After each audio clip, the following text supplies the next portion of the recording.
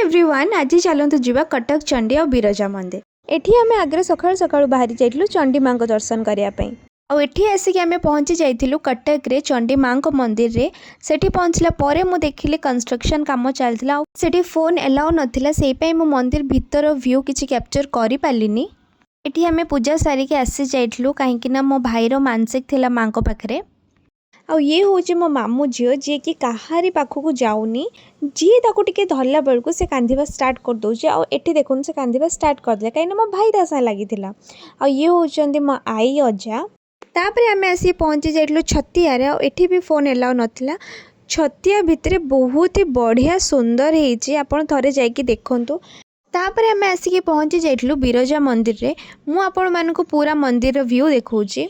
मु फर्स्ट मंदिर भीतर को एंटर कला परे बहुत सुंदर व्यू देखिया पई पाइली। आपण सेठी जाइकी पहुँचबा परे ही आपन को बहुत शांति लागिवो।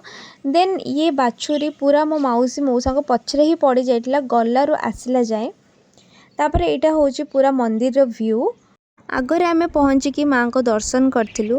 तापर आपण पहुँचला परे जोटी भी देखिबे सेठी शिव ठाकुर अछंती, बहुत सारा शिवलिंग भी अछंती। तापर आमे मंदिर भितर बहुत ही सुंदर जगह पाइलु जोटी आपण माने फोटो उठे पारिबे, वीडियो कर पारिबे। आ प्लस निज संगे और निज फैमिली मान को संगे आपण माने टाइम स्पेंड कर पारिबे। मु तो बहुत सारा फोटो उठेछि, आपण माने भी गले ढेर सारा फोटो उठेबे। आ आपण माने आगुरु बिरजा मंदिर जाइचंती कि फर्स्ट टाइम जिबे कमेंट करी जणेबे, काहे ना मोर तो एटा फर्स्ट टाइम थिला। तापरे आमे मंदिर बाहर की मंदिर आगे थिबा मक्का स्टॉल रो मक्का खाइतिलु। तापरे बाहरी पड़थिलु पुणी थरे रिटर्न घर पई। आउ एठी घर को जिबा रास्ता रे आम गाड़ी भी पंक्चर हो जाइतला। पंक्चर ठीक हैला परे आमे निज निज घर को रिटर्न करि जाइतलु। एठी व्लॉग को एंड करबा, पुणी थरे देखाबो गोटे नुवा व्लॉग रे। मो व्लॉग जदि टिके भी आपण मानको भल लागिता ताले लाइक कमेंट शेयर करबा को जमार भूलिबेनी।